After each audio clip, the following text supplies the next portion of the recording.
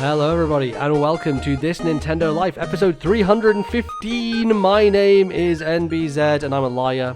I'm a big liar. I said last time was the last time that you'd hear me on this microphone. Alas, 'tis not the case. I've had a busy week. I've not been able to set up my microphone, and I had about 15 minutes before this call started. I was like, right, I can sort that out in time. Turns out, no, I can't, because the new microphone requires software that, can you believe it, Bally, is only available if you use Windows 11, to which I have not changed because fuck Microsoft. I don't want to do that. That feels like a backroom deal with Microsoft or something. That's just dude. Not right. It's not right. It's not on. So I don't know. I'll figure something out. Maybe I will have to get fucking Windows 11. But anyway, I would appreciate everyone's thoughts and prayers as we try and get this microphone to actually happen. I swear about, let's say, 15, maybe 20 years ago, I feel like there was a series of technology that just came out, and the selling point often used on most technology at the time was you just plug it in and it works. And I feel like that is not the case for almost any piece of technology anymore. Everything has a software, everything has an update. Like, it's just, my fucking television remote has firmware updates, for fuck's sake. You know, like, what world do we live in now? It's so stupid. Yeah, it's depressing. Like, we sound really old men right now, but just being able to plug something in and it works, I just feel like we've completely lost that. We're lost. Yeah, it's all gone. Lost. We're lost. We are lost. But hello, we're here. We're back to talk about video games and Nintendo. We've had 2 Nintendo Directs this year already. It's crazy. We didn't really talk about the Mario Galaxy one. To be honest, that one was, I don't know, a little underwhelming. I was like, okay, Yoshi's in it. I mean, we kind of knew that was going to happen. Is it not 3, including Tomodachi Life?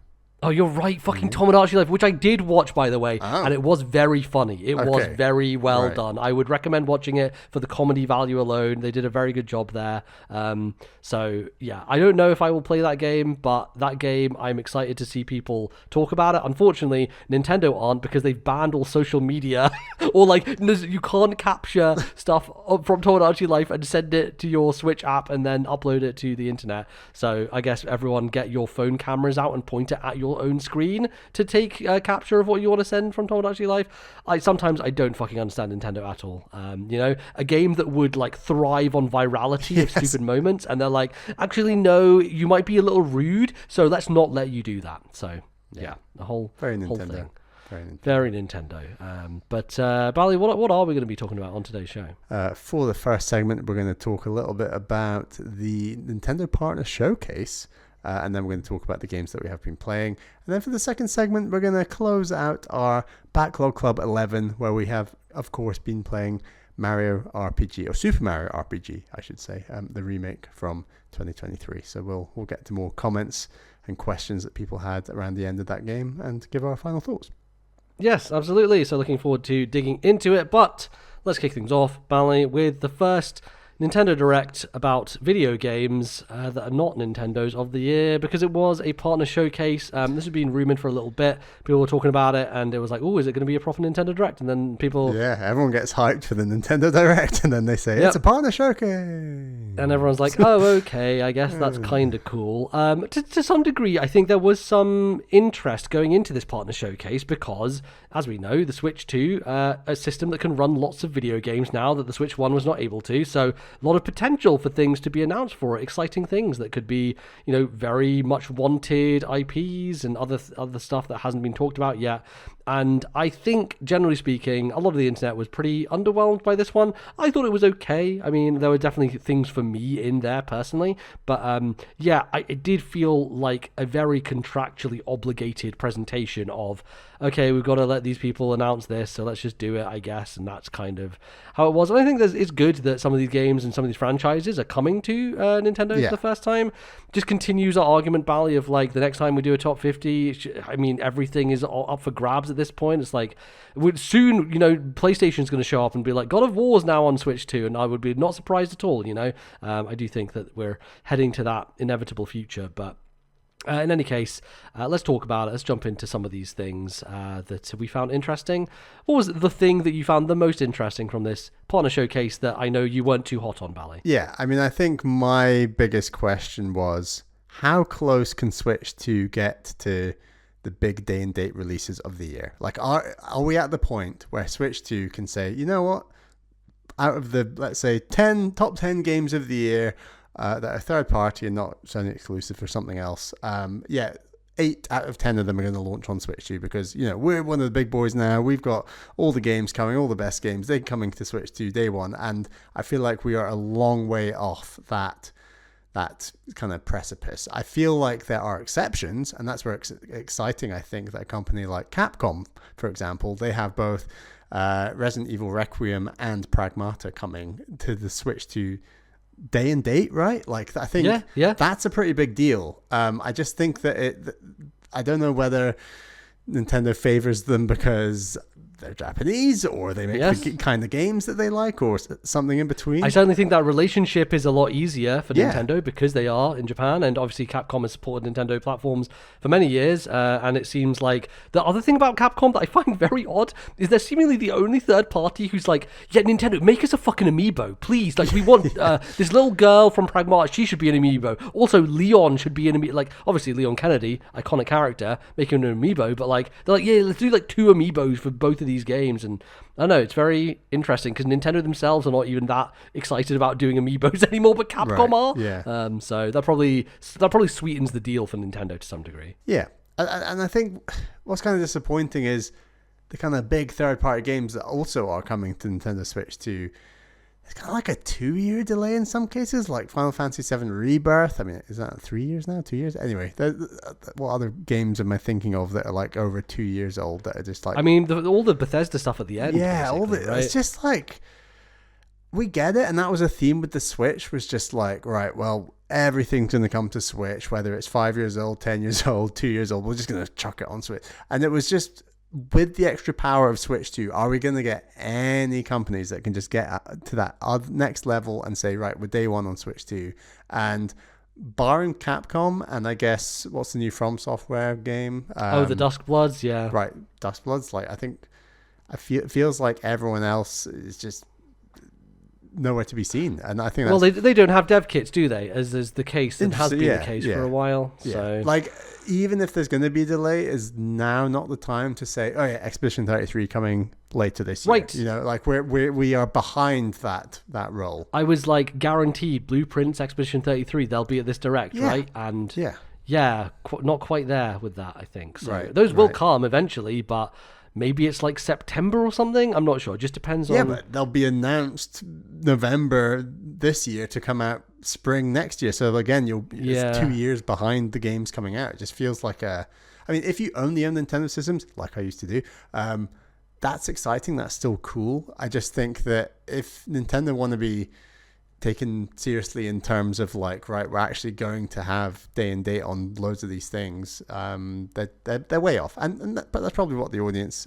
would expect, and the audience predominantly will buy Nintendo first party and a lot of these RPGs that were announced, so it's not a big deal potentially, but still feels weird. Yeah, for sure.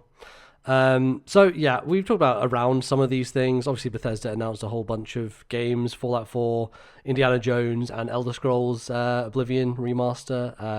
No Starfield in there. I thought was quite interesting. I feel like I'm not sure if Starfield's come to PS5 yet, but I feel like Starfield is gonna come everywhere as well. Yeah, this is kind of a slow rollout. It just seems like Microsoft, their entire strategy is putting everything everywhere. So yeah, this is more of that, putting everything everywhere, and I guess it's good for people because people want to play those games, so that's great.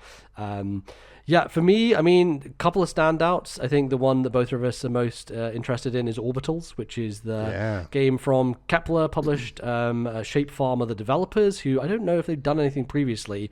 Maybe they're a team that has worked on other stuff and have come together to make this, because it looks very, very good. It looks very high quality.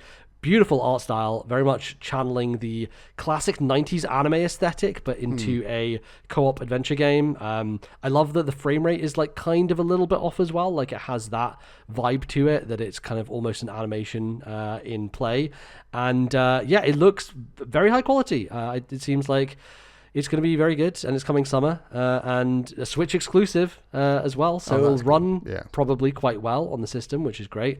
And yeah, absolutely, I can see both of us picking this up and playing it co-op, just like we do with all the Haste-like games out there. So definitely a good one to I feel like check Nintendo out. have already shown off this game, so it was just like another seeing it again. So this was announced at the Game Awards, so it was only a couple of months Okay. ago. Okay, Yes. fair enough. Yeah. Fair enough.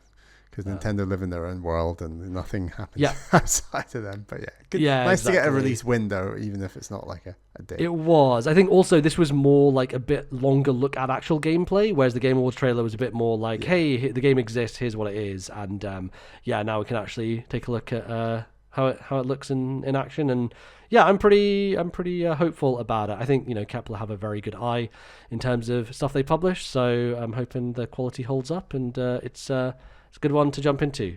These games are getting quite popular. There's lots of people wanting to play co-op adventure games, and there's not that many of them out there, so hopefully some more get made and put out into the world. So yeah, Orbital's top of the list. And then for me, Paranormasight, that was probably the biggest surprise of this. I really enjoyed the first Paranormasight. That's a new game. It's a brand new one. Yeah, so the first one was The Seven Mysteries of Honjo. We all remember. Shout out to Honjo.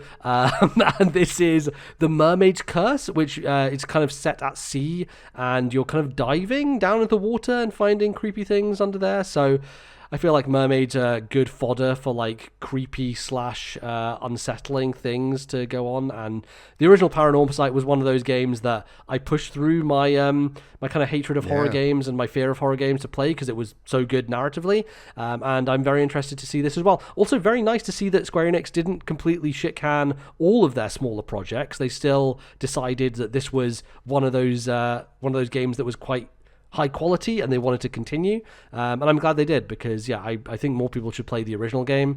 Has some of the coolest like fourth wall breaking things I've seen in a game recently, and I hope this second one can live up to it, because the first one was very, very good. So if you're interested in visual novels and a little bit of spooks out there, then I definitely recommend that game. I think the first one's on sale for its lowest price ever on the eShop right now, so check that out. And then this one, also, I was shocked how soon it's coming, February 19th, like literally in 2 weeks' time.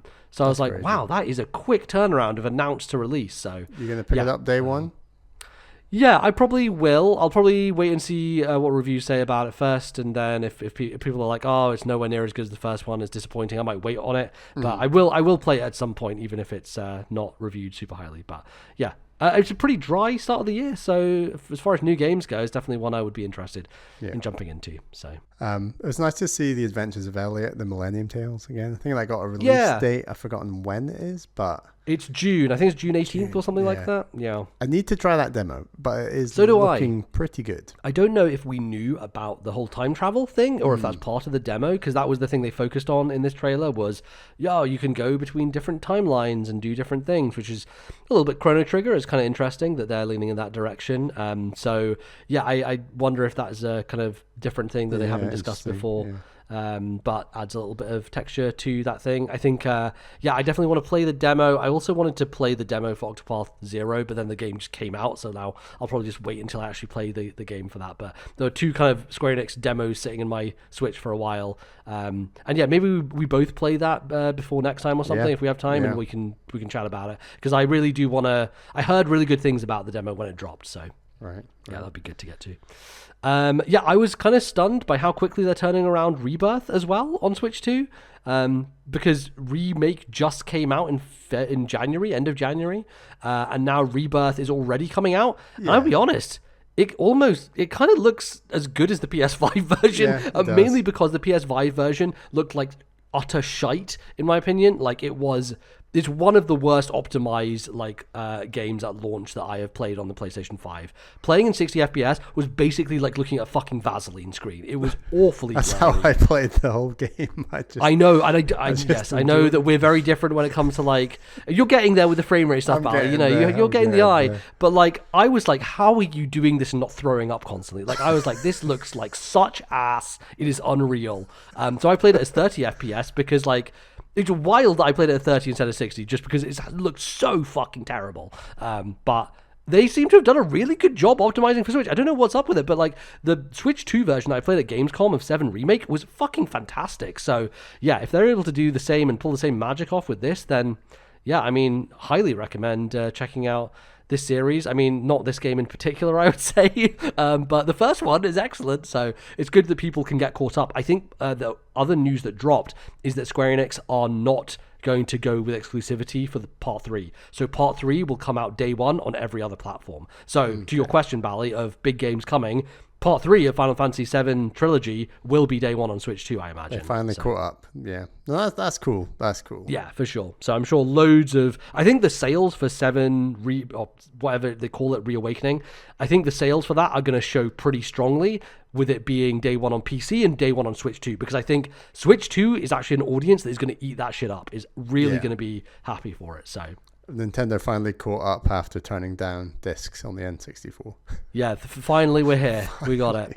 An odd one for me is Valheim, because Valheim, I believe, is still in early access after like 6 years. Yeah, interesting. Still. So I don't know if it's coming out of early access and that's why they're putting it here, but that was interesting. And then Hollow Knight's getting an update for Switch 2, you know. Did we already know about that? Yeah, I think Team Cherry announced they were doing it, and then they just kind of shadow dropped it today or the day of the direct. So that was good. But yeah, I think every other thing here just like feels okay. We've already seen this before. It's like another Monster Hunter Stories trailer, or here's like some fucking WWE or golf, and like okay, cool. Tales of Arise, that's a cool one. Like it's definitely the biggest Tales game that's come out in the last few years, and they haven't done a sequel to that yet. It was like, I think it was 2017 Tales of Arise came out. It's been a long time. So this will probably include, it's called the Beyond the Dawn edition. It'll probably include the big chunky DLC that they put out a couple of years back for it. So I heard that game is very good up to a certain point, and then you should basically stop playing it because it's just bad after that, basically. Or it's too long. It sounds like a game that is overly bloated. But I heard very, very good things about it when it was coming out back in the day. So anyway, it's a Nintendo Direct. It happened. I am interested to see if we'll get a proper full-fat Nintendo-focused Direct in, you know, March maybe, end of February. I don't know. What do you think, Bal? Do you think that's going to happen, or are they just kind of putting this out here and being like, yeah, wait till June, that's when we'll talk about the rest of stuff coming out? Because so this year is a little bit filled out. You got Yoshi, you got a couple of other things they've already announced. So we're guaranteed one in June, obviously, but do they do one before then? Probably, but yeah, like you said, I think it has to be in March, so they won't go April and also June. I reckon it'll be end of March, shall we say? Yeah, that could be possible. Like you say, they've got Yoshi, they got a bit of Fire Emblem. They probably have some other stuff, like we've talked about, kind of some form of Zelda remake. I think Furukawa was quoted like this week. I saw somewhere like someone asked him about the Legend of Zelda 40th anniversary, and he sort of said no comment or something. So I don't know. Who knows what that means? But yeah, I think no comment means there's something. Yeah. But Nintendo would say no comment regardless, so it's hard to say. So yeah, that's the way they roll. Yeah. But yeah, cool. I do think that GDC's coming up, and usually Indie Worlds happen around that time. So I could see us getting an Indie World at the start of March, and then, you know, maybe there is a bigger one that drops somewhere in between there. And there's the Pokemon thing that they always do on Pokemon Day. So. Very true. So that will be end of February. So maybe Nintendo aren't going to have anything else for the rest of Feb, because that's kind of the big February thing that's happening. So yes, interested to see Generation 10, which I think all of that stuff leaked last year, so everyone knows what it is. But it'll be cool to see regardless. So yeah, good stuff. Nice to get all that out the way, and now we'll await to see what gets announced later in the year. But let's, Bally, move on to the video games that we've been playing. We've both been playing a video game that I think is likely to come to Switch 2. Yeah, in 2 probably, years. like you said, in 2 years' time, when everyone's forgotten about it and doesn't care anymore. The same cadence as a game like Blueprints or something, you know. Yeah, it's gonna be a while, exactly. We'll get there. While. So this is a game that, Bally, you've been anticipating for quite some time. As we know on the show, Bally is a fan of climbing video games. You really liked Jusant. It's become my thing somehow, based on like one game. But yeah, Jusant came out 3-4 years ago. A Short Hike is a bit of a climbing game. Hike, Breath of the Wild is a climbing game, you know. There's it's out there, it's a thing. Yes, so Jusant that you played and I played it for about 3 hours and then said, fuck this, I hate it, I'm not playing any more of it. And you said, I really like that was good. And so we're coming into this game called Cairn, which is from a studio called the Game Bakers, who are very interesting. They have 3 games under their belt. Montpellier? Yes, they are French, in fact, yeah. And they have very different projects that they've worked on. Their first game was a game called Fury, which was a boss rush style game that was very combat focused, very cool. A lot of people were big fans of that, and that kind of kicked off their studio. Then they put out Haven, which I feel is like their least appreciated game, and the one that I really liked. It's basically like a love story relationship with a light RPG on a like alien planet with like cleanup mechanics, where you're cleaning up this poison stuff, and you know that I should have known back then, Bally, that I was gonna be the person who likes games where you clean things. So it's all goes all the way back. Apart from Mario Sunshine, but yes. Apart from the worst one, of course, we all know. So yeah, 2 very different games. And so their third game, Cairn, which we've been playing, is another totally different idea. And they're putting their own spin on the climbing genre. This is a video game that I was not intending to play. And then someone at work was like, oh, we got codes for Cairn.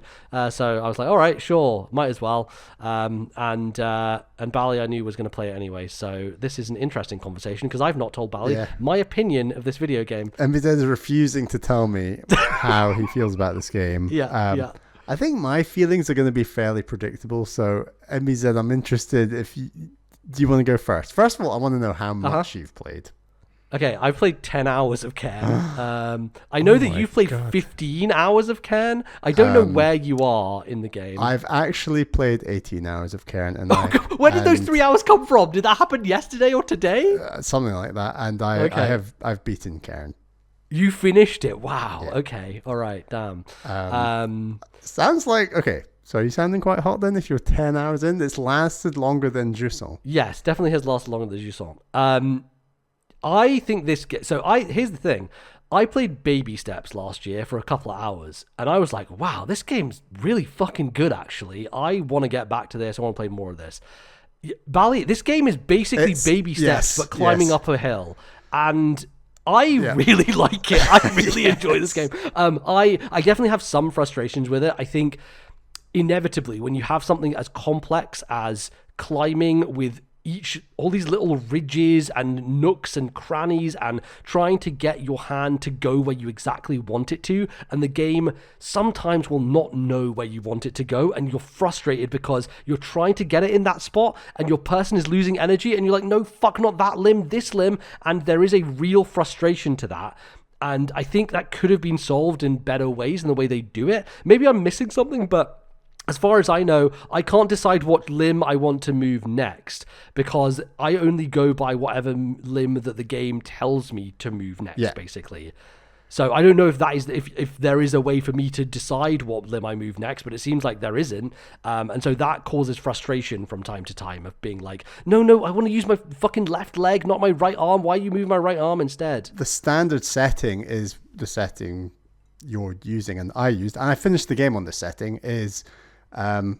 you've got the analog stick, which moves a limb, and you've got in Steam Deck case, it's the X button, and that rotates which limb. And it does the limb that should be kind of furthest away from your center of gravity. So it's implying that like that's the limb you want to use next.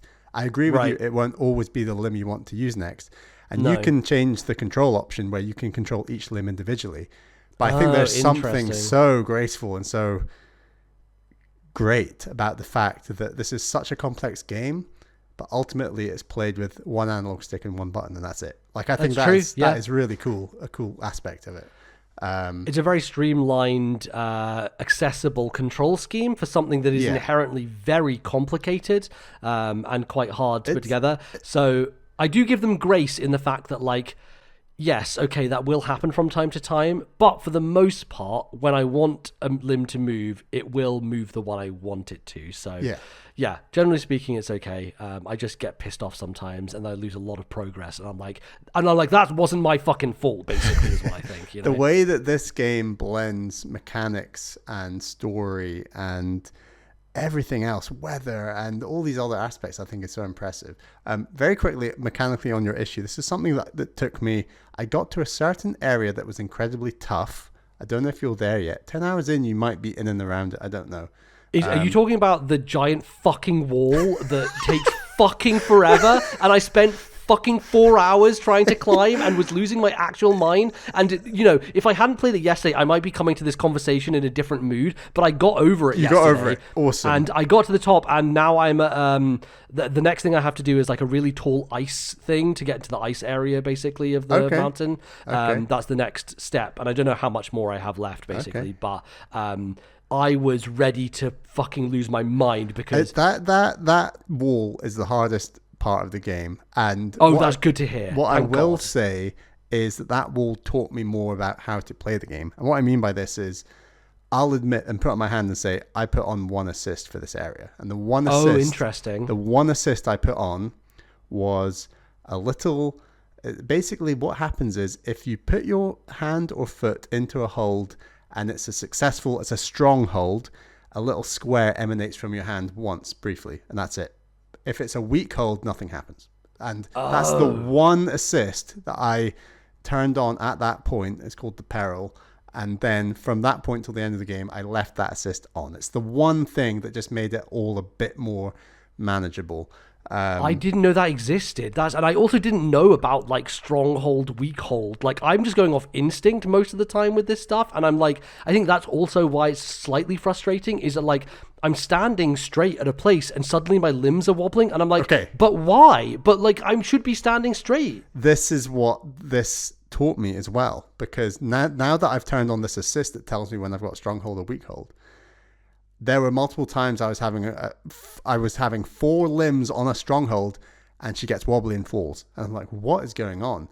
And it's all to do with the stamina. So it's which is hidden, by the way. Like you don't know. The stamina is hidden. The stamina is represented by limbs wobbling and her breath and her voice.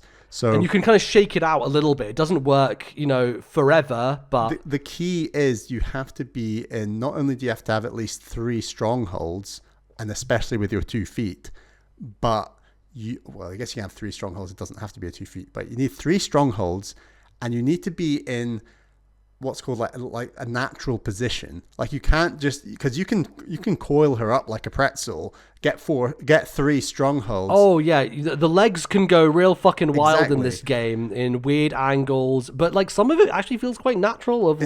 It's a weird angle, but this feels like how you should climb this. You can't recover stamina when she's a pretzel. You have to be in a more natural position, have strongholds, and then press the Y button to regain her stamina. That's how you do it. So, and stamina is also linked to the pace that you're climbing. If you're climbing too fast, she uses up stamina more faster. And what you want to do is go super slow on the sort of quote unquote easier bits with the strongholds, and then faster with a full stamina bar, faster on the harder parts to get her back into a comfortable position again, and then recover stamina again. That's how you're meant to play this game. And that makes sense. That's what I learned through having this assist turned on, was like, oh, I've been tiring her out too fast, and like, because I was getting to this certain point falling, and no matter which direction I'd go, I'd fall. And like you can press the Y button once you press the trigger button and see all of her attempts, and they were all falling at like almost exactly the same area. I'm like, this is not the game, it's me, it's something I'm doing, but they're all falling at exactly the same time. So I just think that the game is so clever in that, like this, they decided this is more effective if we do breath and wobbly limbs, and let's not just have a bar. Apart from anything else, every single limb has its own stamina meter. They're all linked in some way. They're not actually one bar. I mean, it's all diegetic, right? And I think the hardest thing about that is like it makes it more difficult for the player to figure it out. And I would say it's a weakness of the design that you had to go into the menu and put on this assist in order to understand that, because the game doesn't naturally teach it you, I would argue. No, I'm so glad those assists are there, because they go, you can like do infinite pitons if you want, you can do rewind time if you want, so every time you fall, just rewind. I was like, I'm resisting all these, like I want this game to be hard, like this game is meant to be hard. And Yes, but I was tempted to turn on the assist to teach me that and then turn it off again. But then I thought, but I don't know. I just really enjoyed I had a really good momentum when I turned it on. And also, you talk about this game being like baby steps. It's not just baby steps like gameplay wise, like narratively. This game is really questioning like what you're doing, why you're doing it, should you be doing it, should you turn back, should you do something else? Like this game is questioning, asking all these questions, which I think it just does supremely well. Like I was so blown away. And it's not like there's a huge amount of story. It is doled out at like a very like natural pace, and I think the performances are so strong that you kind of get invested very early just based on Ava alone and the kind of early stuff that she's doing, and then more elements start to come in and you meet people on the mountain, and there's lots of interesting things that kind of thread together, and you start asking questions. And it's not, I wouldn't say it's narrative heavy, but narrative is built into everything you're doing because of the struggle of, it's like Celeste, right? I think is a good comparison point of like the struggle up the mountain and what that represents. And in this game, quite different, I would say, message wise, and what it's trying to say than that game does, but still very effective as a metaphor and as a narrative. This has one of the most impactful like endings of a game I've played in like the last couple of years or so. Like I was really like, wow, okay, like this is hitting me hard. And I think that what am I trying to say? A bit like Baby Steps, a bit like lots of other games. I think this game is storytelling in a way that's unique to video games. I don't think you can tell the story in another way. And it is the way they make this game feel stressful and managing the way she just like shouts when she falls down, and you're also like fuck you, and she's also like fuck you, and it's like God, there's a reflection between the player and the character very strongly. But even like this game made me stress about pitons when I'm not playing the game. I'm like, I've only got 2 pitons left. What, because your other one's broke? Is that what you're saying? My other one's broke. Fuck, dude. That's why I'm so stressed about it as well, because I'm just like, and again, I'm deliberately not using pitons just in case that I fuck one up, because I know later, this is the thing about that fucking wall, because I'm like, if this wall is this difficult, then the rest of this game is going to kick my fucking ass, and I was like, I cannot lose more pitons, and so I was doing these crazy climbs that took me like 10 minutes, and then falling fucking far, and being like, I was just losing it. I was like, fuck this, but there is such a catharsis. So the way that I got up that mountain was I blacked out twice in a row. I was like dead, basically completely done, but I was like really high up, and I was like, I don't want to go back to the last checkpoint. It was 40 minutes ago. The game tells you how many minutes it's been. I'm like, don't fucking do that. I went back to saves multiple times on that area. So one of the things I did realize is that it saves after you meet Marco on that wall, and I didn't know that. And the night I came back to it, and I was like, I can't go any further. I have to fucking reset. And I go back to my save, and it takes me to that cutscene section. I was like, oh, thank fucking God, because it will take you to that cutscene, but it's still linked to the last piton you used. So even if you do the cutscene in full, you're still back to your. But anyway, that is true. But at least it gave me the grace of not being back all the way down at that section. But basically what I did to get over this segment, I think I took like the white or like the hardest line upwards for some fucking reason, but I didn't have the map for that area. I just did it. Oh wow. So I basically popped 2 pills. One of them was a grip pill, one of them was a grit pill. So grit stops you from losing like your water and your other stuff, and then grip obviously makes your grip iron, so that like you're very stable, you have much less chance of losing your. So I think these things affect your stamina a little bit. They can do probably, but also I imagine the grip one, now that you've told me about the strong grip and weak grip, probably makes everything strong, is my guess, or something along those lines. I'd be surprised if that was the case, because if everything was a strong grip, you can just button mash your way up the mountain. But I mean not like flat on the wall. I mean just like the each area that you can put your your limbs into. Anyway, they both lasted 5 minutes, and I fucking scuttled up that wall. I was just like, go. I have 5 minutes. Let me just fucking get up there. And I managed to do that. I love this game for that. Like, the tension is just done so well, because it's in your interest to move fast in relation to your meters going down. So your hunger, your water, and the cold sometimes, and your health. Like you have your 4 meters. These will go down periodically based on events. So it's in your interest to move fast. But like I was saying about stamina, you don't want to go too fast because that's how she runs out of stamina and falls. So like it's this balance of like you need to learn how to move at the most effective pace, and knowing which mountain to push hard on versus something else is very hard to do. There is something spoilery and piton related. I don't know if you're aware of. I don't have to talk about it. I can mention it after the show if you'd rather. Sure. I mean, I found some pitons in places. Like, there was one on a dead guy I found. There was one on that sheer cliff wall that was, like, in the wall, because I went on a hard route and I got it on my way. So that has replenished me a couple of times. I've had, like, extra ones in case they break, basically. But I don't know if there's anything specific with, like, a special piton you get that does something different. Do you want to tell you after the show? Or yeah, we can leave it if it's spoilery. Okay. But also, yeah, so you've learned that like regular pitons, when they get returned to you, occasionally come back broken. It's not just about, I mean, I think that when I worked out that mechanic, I think I went down from like 5 pitons to 2 in one climb. And what was happening was, I think they can also fall out when you fall. There's like a chance of losing a piton. Yeah. Really? I kept falling. Maybe I'm making this up, but I kept falling. I swear I lost pitons, but looking back on it, maybe it was just my robot giving me back broken ones. I think it was your robot giving you broken ones. Because, that I clocked that pretty early, and then I've been able to repair them a few times. So I still have 5 at this point in time where I'm at. I don't know where you were at this point in time, but by the end game, I had 5, and my lowest was 2, but I managed to creep back up to 5. Okay, yeah, because I do think you find piton scraps in places as well. Like, you do get them. Yeah. I think the game is generous about, like, hitting certain milestones and being like, right, we're going to fully heal you and refresh you. Yeah. And here's a place where you can fill up all your water.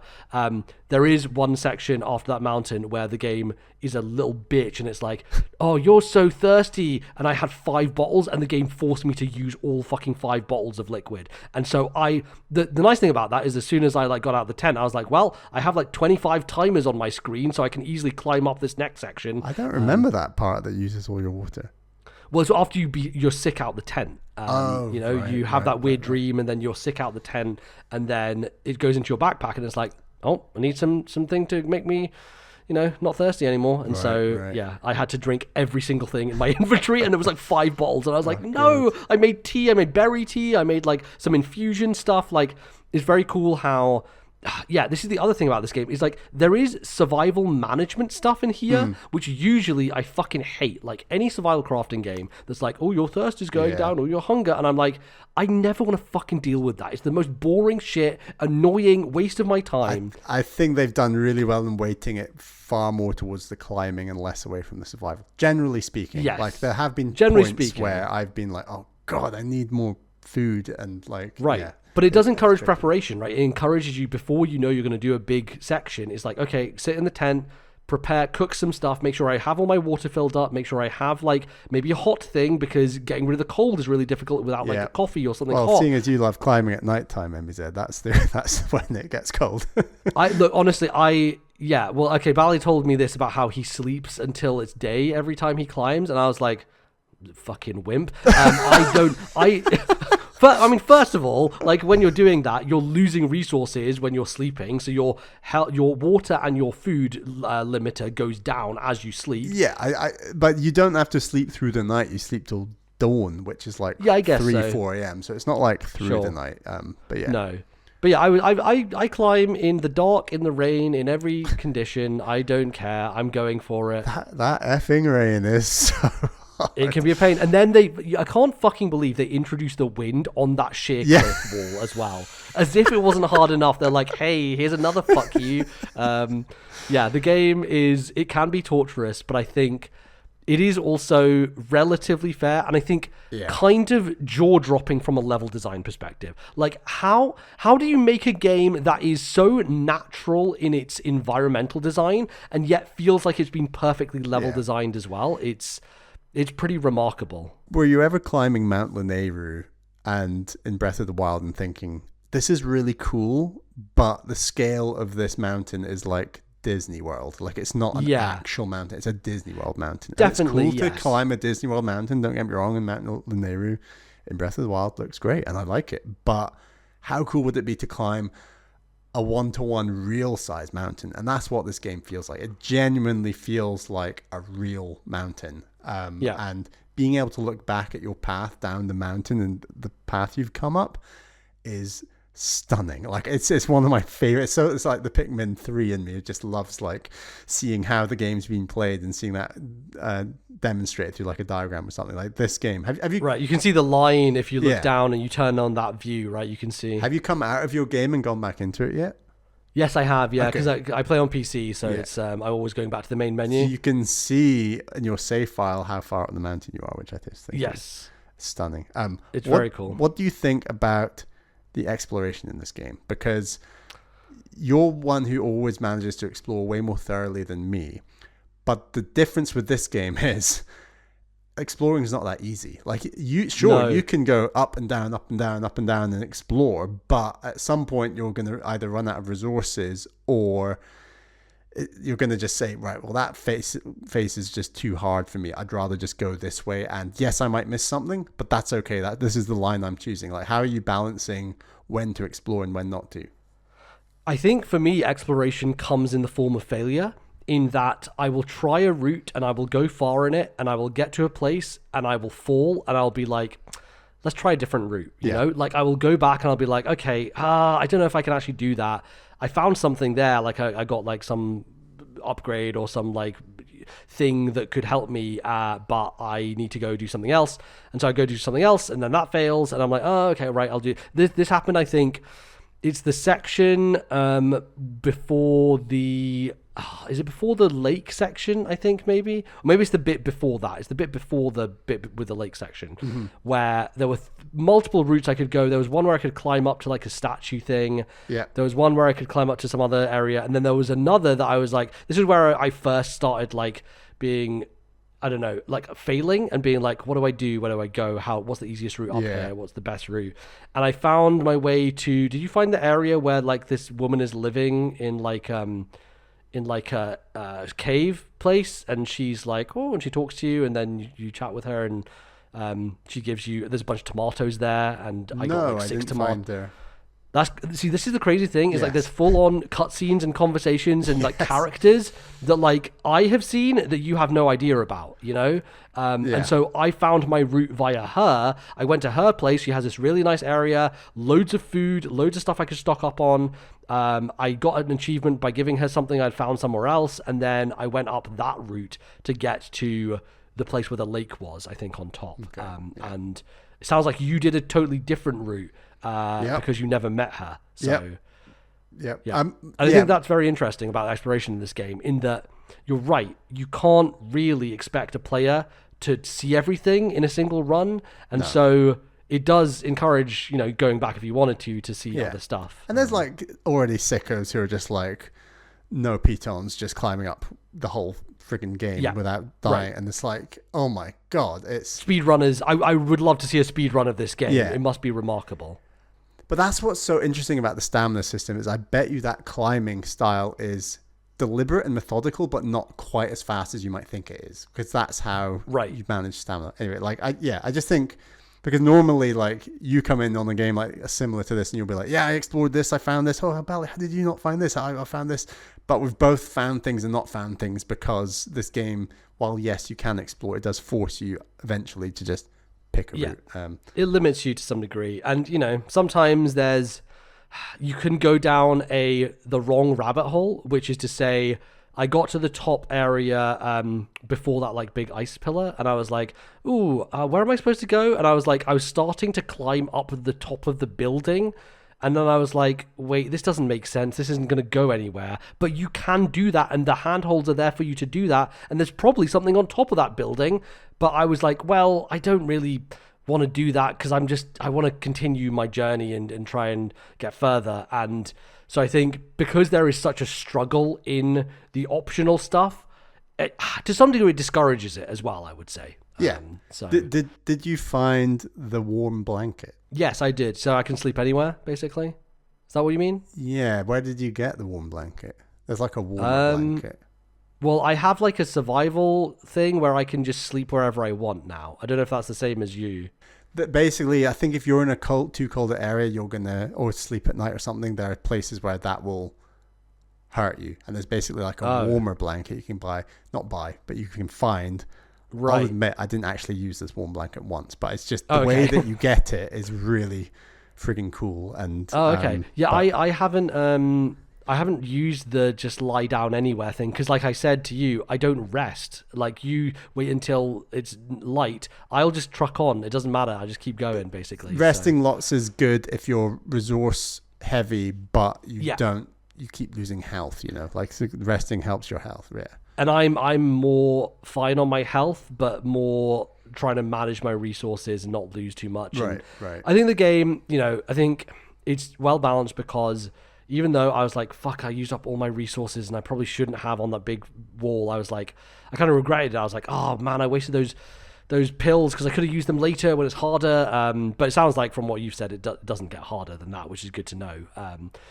But I have been like, oh, well, I have enough. But at this point, I got up to this next area and I do feel like I have enough stuff and I've cooked a bunch of meals now. And so I have things and I'm prepared and I'm ready for the next section, which is good. But I think the bag is so clever as well because there's only a certain amount of space in your bag, it does incentivize you to consume things, which I just think is that's another good example of just the way the mechanics just blend so well with the gameplay. Yeah, and I think also because you're always throwing away waste into your climb bot, you are always getting the chalk, which means that you're never disincentivized from using chalk. Always strapping those fingers. That's a huge factor, apparently, I've read online, is taping your fingers up? If your fingers are not excellent condition, the amount you slip changes drastically, just going from excellent to good. I'm always doing the little mini. I also just love the way that works and the feel of it.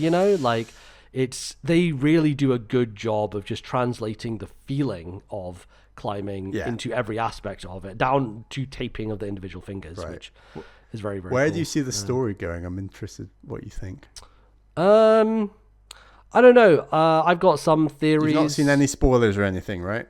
No, I don't think so. I mean, I've looked up a video to see where I'm at in the game, but also, where do you think you were at about 10 hours, and what's the pace like? Are we on a similar pace, or because this is Bally time? Oh, I took way longer than you. I'm Bally time in this game, big time. Like right. I think were you at 15 hours when you were where I'm at, or a little bit less than that?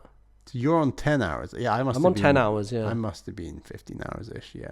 Okay. What was the last thing that you did? I got up the section after the big flat wall, basically. Okay. And so now I'm right at the base of what looks like a giant a cylinder going up that goes into the ice part of the mountain. Yeah. So I don't know how much more I have left, but yeah, seems. Okay. I think you have about a quarter of the game to go ish. Oh, okay. So maybe another 3-4 hours for me then. Yeah, that might make sense. Maybe less. Where do you see the story going? Yeah, I mean, there's definitely something. I don't know. Like, I feel like there's a purgatory to this to some degree. Like, there's analogies to like, well, has she already died? Is she already died? And is this like a purgatory that she's going through because she never did it in life type of deal? Like, there's a level to that I could see happening. There's get to the top and self-sacrifice sort of thing. Like, I did it, there's nothing left to achieve, I'm gonna jump off the mountain. I don't know, there's a few different ways it can go, but it's just, I don't know, it definitely feels like there has to be some sort of redemptive element to it, just based on her dismissal of her family and friends and everything. So I feel like those might not be as satisfying as something that was a bit more redemptive and, I don't know, reconciliatory. So yeah, I was worried that you would bounce off this game after like an hour or 2 hours, and we'd never be able to discuss the end of this game. And now I can tell you're going to get to the end of this game, and we can discuss it. And I'm happy about that because I think it's a fantastic ending. I'm very curious. I think within like the first, within like the first 20 minutes, I was like, oh no, this game is good. Like I could tell very quickly, and I could tell that it was something that I was going to be interested in. I think what it comes down to, right? I think the part of Jusant where I bounced off it was where I had to do stupid momentum shit, where I was like swinging my fucking rope and trying to get somewhere, and it was like felt more puzzly than actual climbing, and I was like, this is fucking annoying, and I don't want to do it. There's more mechanics in that game, but it's also a much easier game, which I think speaks to the simplicity and design quality of Cairn, where it's just so that's the thing. I find Cairn more approachable than Jusant, and like Jusant I just found really frustrating, I will say. Just I don't know what it was about it. I guarantee you more people will have it the other way around. but I see what you're saying. But I just like, I don't know. It was just one section. And also I just wasn't really enjoying the other elements. I think this game from the beginning grounds you in the character and the story so much more effectively than Jusant ever does, because Jusant is trying to do the Ueda style silent storytelling, which I'm kind of ho-hum on. Like it can work in certain, Journey is a great example of a game that does it exceptionally well, but I think there are a lot of other ones that I think are not quite as effective in that style. This is much more direct storytelling, and I think that hooked me more strongly from the beginning. Yeah, so it's yeah. I think this is an incredibly special game. I'm tempted to play more of this game. And like, really, even after finishing it, that's crazy. And yeah, there's reasons to play more of this game when you finish it. Okay, that's good to know. So see what you think. Yeah, I played the demo.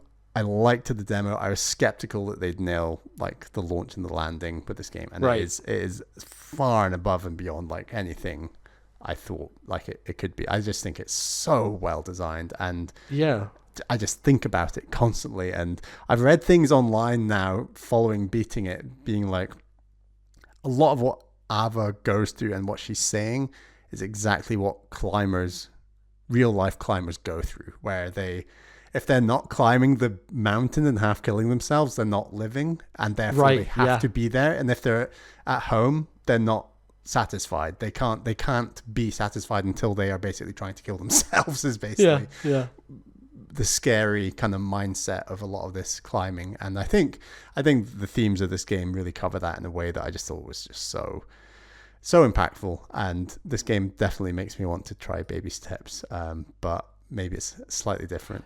Bali, let me tell you, if you are coming this hot off of this, you will really like Baby Steps, because it's so similar. It's so similar. And also, Baby Steps is fucking hilarious. It's so funny. Like, the writing and the way that cutscenes work in that game, it's really funny. So, I definitely want to go. And we should both probably play that this year, I think. So, that'd be very good. I think, so the one thing I will say, because I feel like I'm going to hit podcasters talk about this, if anyone calls her fucking Ava after the game very clearly says her name in all these fucking cutscenes, I will lose my goddamn mind, Bali. Are you on Jacob Geller watch to see if he mispronounces her name? He loves this game. I predict he's going to make a video about this game. So, like, probably, he better get that name right. It's happening. Yeah. We'll see. I'm excited to finish it. And hopefully I don't hit another point like the big wall where I'm like, I'm losing my fucking mind. But that wall is such an insane difficulty spike. I looking back, having beaten the game, I'm shocked it's there. I'm shocked it's a thing. The way, but I actually kind of like when games do that, where their biggest challenge isn't at the end and they let you like get over that hump, and then that's the thing that you really needed to get over, and the rest is like challenging, but not in the way that will like make you frustrated and angry at the game. I think the devs knew exactly what they were doing with that. Right. Because it allows you to care more about the narrative and see the ending, and like not be hung up on something before you get there. But the narrative has a different meaning by beating that bit, if it makes sense. So like if you struggle with that wall, it's called the peril, and then put the game down or something, you're missing out on what the game's trying to say narratively in that final third of the game, or however long it is. So I just think it's really clever they put it there, and then it's slightly easier, and I would argue a bit more narrative heavy in that final bit that is just so special. Well, that's good to hear, because that makes it to me feel like a thing that I can not relax and be able to go through, but like still. Yeah, because I read someone online basically say, "Oh yeah, that bit is harder than the end game," and I thought, "Thank God," because I was really like, I had to turn this assist on, and like I said, I think it's a really nice, very minor assist that makes quite a big impact, and I love that the game has those modes in there. That's really good. So yeah, it's very cool. No, I think you're on the home stretch. Yeah, it's good they took this similar approach to to Celeste. So it's good that they thought about that, because I think they don't do the same thing of like this is the way it's intended to be played, but they're in the description of the Alpinist difficulty. They're like this is the way the game has been designed. This is what you should. And that's the same as Celeste. That's just like the vanilla mode to some degree. And I'm just really impressed. You like a game where you move so slow that isn't Castlevania 4 or something. I'm trying. I am trying to move quicker, but there is a real contemplative nature to the climb and to decision points of what should I do, and the puzzle solving of okay, but if I get up there, my feet won't have anything to go on. So where is it? Like, also, this is another question I wanted to. We messaged a little bit about this, but like Steam Deck versus playing on a big screen. You played handheld the whole time. Like, is this game gonna work for Switch 2 if people are playing it just handheld? Yeah, I definitely started climbing more in darker settings after I proudly said to you, I don't climb in the night. So I definitely, as a result, had to fiddle a little bit with the brightness, both within the game, but also the brightness of the Steam Deck. Yeah, I also just turned the brightness up basically because I couldn't see as hard. So I think they've done enough with this art style where it does work well handheld. Like, I don't think... Right. I think that scaling down the screen, as long as you're looking at the right angle, you can see where her hands and feet can go, to be honest. I think you're okay. Yeah, I think the thing I'm concerned about mostly are like the really thin slits, as well as like the little tiny circle handhelds that you can use. Like that you can see them. I agree they might be clearer on a bigger screen, but they're totally doable on the smaller screen.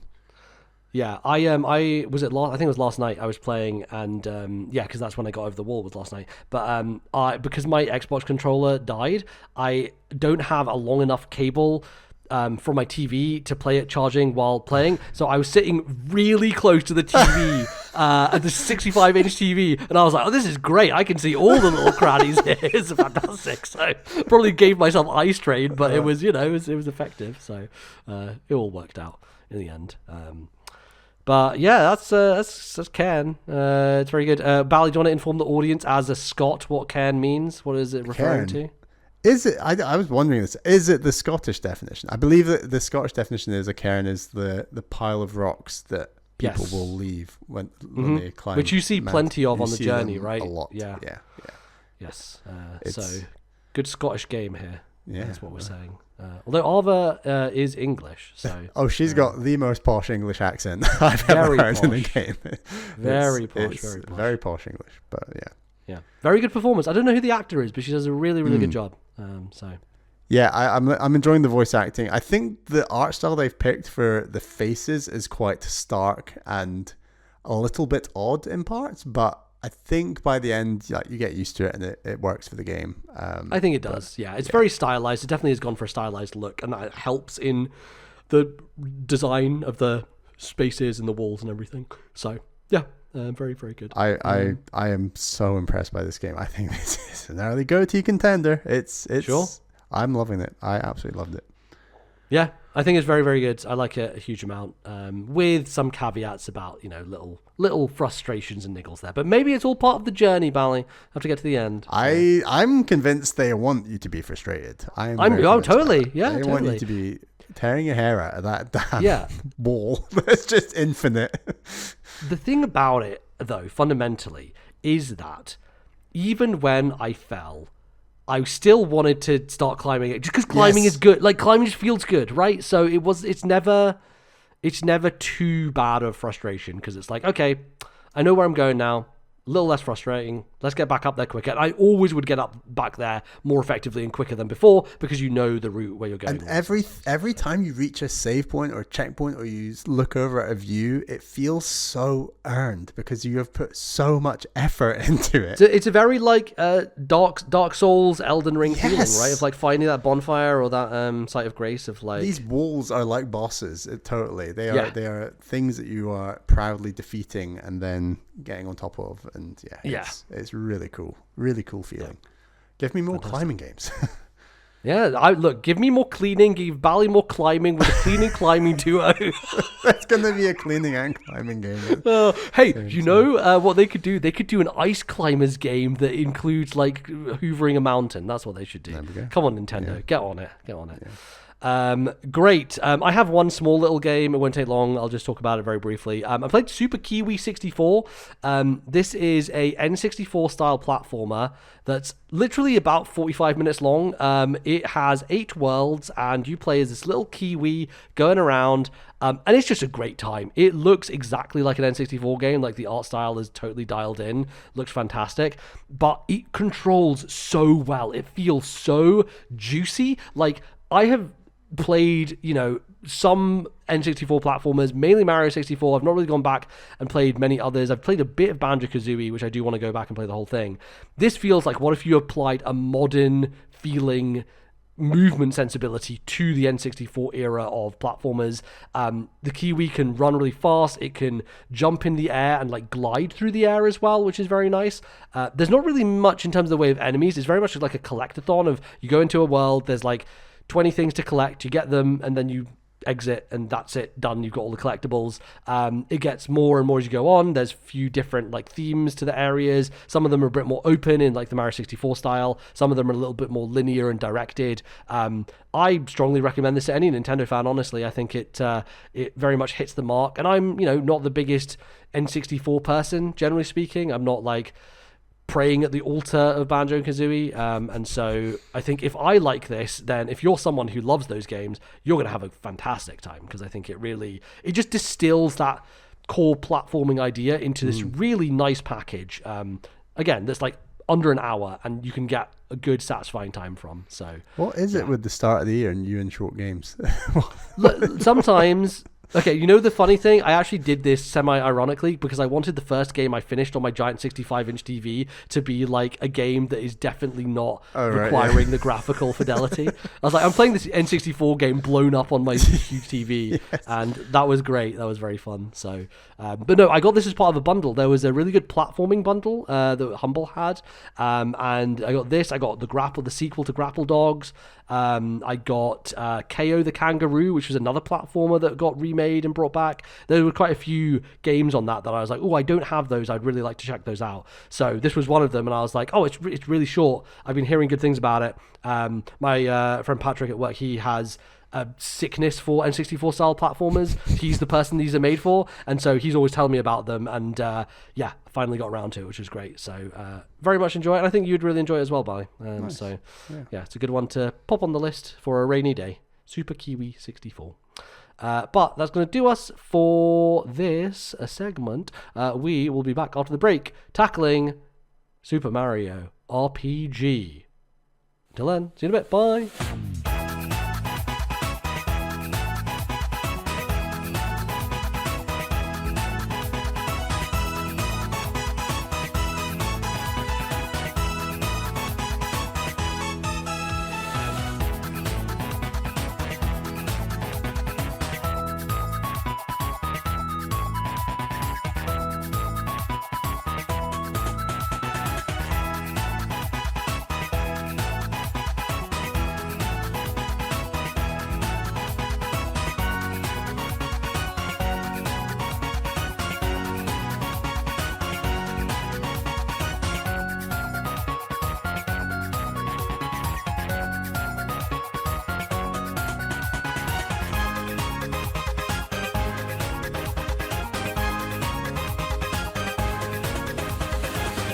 All right, everybody, welcome back to the second part of today's show, and it's time to close out our Backlog Club on Super Mario RPG, which we are both now finished. A bunch of other people in the Discord have as well. We got some comments from people about the game overall. And yeah, we'll just kind of talk about the back half of the game here a little bit. I've done less kind of like note-taking in the back half here. I think for this new format of Backlog Club, I feel like we're going to get a lot of the core discussion out in the first part, and then this almost acts as like a nice wrap-up kind of bow on the thing to get some final thoughts and some opinions about the rest of the game and what we thought about it without going kind of crazy in depth on every aspect. So yeah, let's get our top line thoughts. Bally, having finished it, what do you think of this Super Mario RPG? This game's weird. It's just so weird. When you think about how weird this game is, I think it is kind of shocking that Nintendo remade it with all its quirks, and it's just a strange game. I'd put this as high a weird thing almost as like the Virtual Boy, like in terms of like, wow, here's a weird thing from our past we're bringing back and making a song and dance out of it. I feel like the second half of the game just felt quite a lot more weird. Interesting. Weird. In what ways specifically? Think about the design of that like lady boss. Valentina. Valentina. I did in fact take a screenshot of when you start fighting her. I was just like, you are so un-Nintendo in so many ways. Like, your face is very strange. You have massive breasts. There's just like... She's drinking like a cocktail as well. Yeah, it's just like... But there's so many things like that. Of all the innovations Nintendo has had in recent years, I think one of the best ones is the Nintendo Switch app having photos automatically upload from your Switch 2, because I usually, when I'm like referring to stuff, I have my Switch on hand to like look at screenshots that I took of the game. And then today I realized, oh wait, I can just look at my phone. I have them all here. And I did in fact take a screenshot of her. She has like a carcass of a parrot over her head, and part of that is her hair in braids. Yeah. And she's, like you said, very flat-faced, holding a martini, sitting on a moon for some reason. Like the strangest of character designs, I have to say. I think there's loads of that in the second half of this game. So as weird as the second half of the game is, I think this game is very good. It's a very strong, fun, weird JRPG, turn-based. I still think it's probably a decent shout at like a first go at a turn-based RPG if you've never played one before. I don't think I ever died in this game. I'm pretty sure. I died on that Valentina boss or whatever she's called because she separates your party, and the first couple of times she picked Mallow, who was like the weakest part of my party, and she was able to, maybe it wasn't her, but her accomplice was able to like defeat Mallow pretty handily by themselves. So I think that was the one time I think I died. But yeah, otherwise quite easy breezy. But very good fun. Like it's a very good game. Glad to have played it. Definitely. I think it's interesting looking at this and then thinking about our thoughts on other Super Nintendo RPGs and how I feel like it's a trend, but for me, the first half of JRPGs are always stronger than the back half. And I don't know what that is, whether it's about setup, whether it's about introducing new characters, like opening the world up. But I do think that the back half of this game is less narrative heavy, aside from like some segments. And it's a bit more focused on, okay, let's go through this area, fight people without too much. It slows down a little bit, I'd say. Yeah.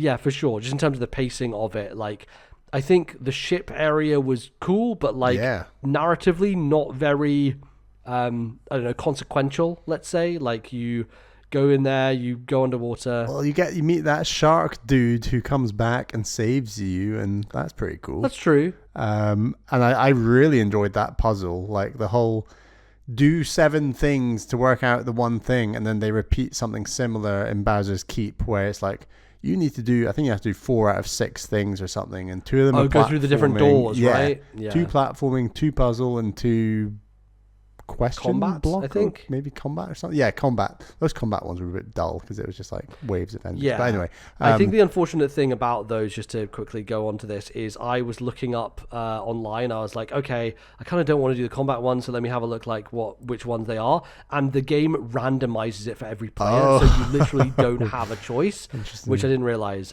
So I actually ended up doing the combat ones instead of the puzzle ones, because the puzzle ones I would have had to look up answers to questions where I couldn't be bothered to do. And if you do the combat ones and the platforming ones, you get the best weapon for all 4 of your characters, aside from Mario, who you can get a really good weapon, a hammer, afterwards. And if you do the question ones, you just get an item that's a consumable item, and you don't get the best weapon for every character, basically. So I ended up doing the platforming ones and the combat ones just so I could get the better items, and also the combat ones like level you up a little bit more, so it makes it even easier than it otherwise would be. What did you think of the platforming? Yeah, it's interesting. I think overall, because we haven't really talked too much about that in this game, sometimes I think there's more of it in the second half of the game than the first half. Anyway. Yeah, sometimes it is automated, which I think is interesting because it's more about timing jumps between things.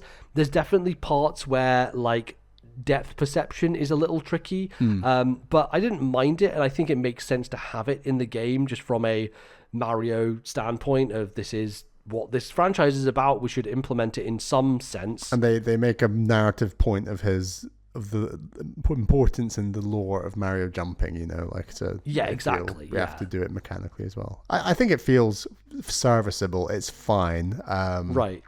And it doesn't appear often either. I think it's interesting that those segments in the platforming kind of doors require you have like limited lives. Essentially, you have like 10 chances before you're able to go back to the beginning. You thought we were beyond live system? Well, here's some lives for platforming. Yeah, exactly. It's one of those things that, back in the Super Nintendo era, I was still doing a lot of. So, were there any of those segments at the end that kind of stood out to you for any reasons in particular? I think the fact that the final area is not Bowser's Keep was cool. Like that you go onto the factory and it's like this. You enter Weapon World, which world, is curious, and then you kind of fall down and you go through like the various levels of the factory being built, which I thought was interesting. And you kind of refight some of the bosses as well, which can get a little annoying if you get caught by them like bouncing around and things like that. Yeah, it's an interesting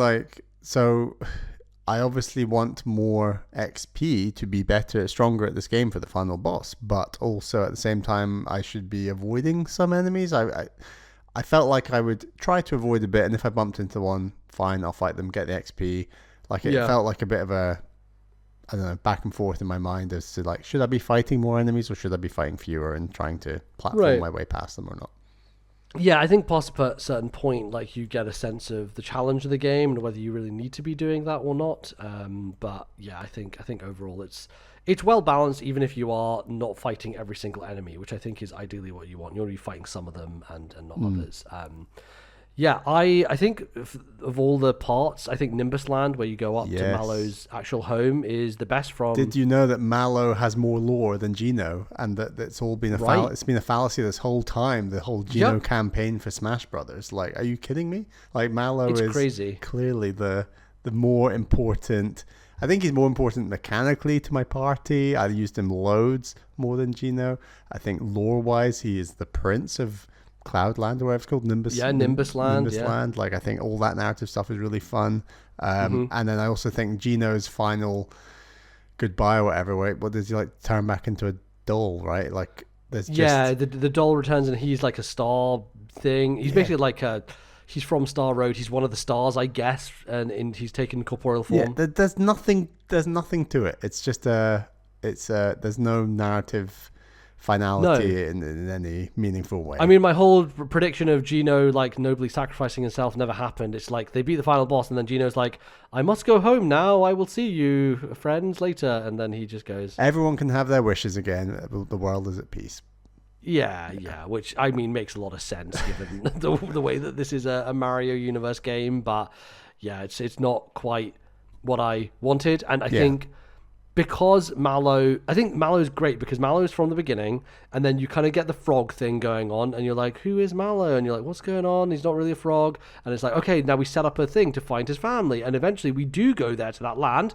We get a little bit of culture from these different people, and we go through a whole thing with Valentino who's taken over, and this weird like fucking parrot guy as well who you fight a couple of times. They pretend to be statues, and like I think that stuff's really good actually. It's really good, yeah. And then you get Mallow to reunite with his family, and he's like, oh, I was actually the prince all along. And like you find the gold version of the Mallow statue, and the artist like recognizes him. It's like, oh, you are actually Mallow. Like, you know, all this stuff very light narratively, but I think it's kind of crazy that like Mallow is not the one that everyone's shouting about when he actually has like personality and some semblance of an arc. And Gino is like, I'm here from above. Now, everybody, you must help me get the stars. And then we get the stars, and he's like, thank you all. I now return to my family. It's like, okay, cool. Like, he's cool. And from a combat perspective, damn, dude, Gino's my boy. I was using Gino all the fucking time. Right. Oh, he's so good. Like, his final move, the flash move that hits everybody. Did you use that ever? No, I was very light on my Gino usage. He was my least used party member of the 5 by a way. Really? Yeah. Oh, he was my most used. He was my most powerful. He was doing so much damage with his gun.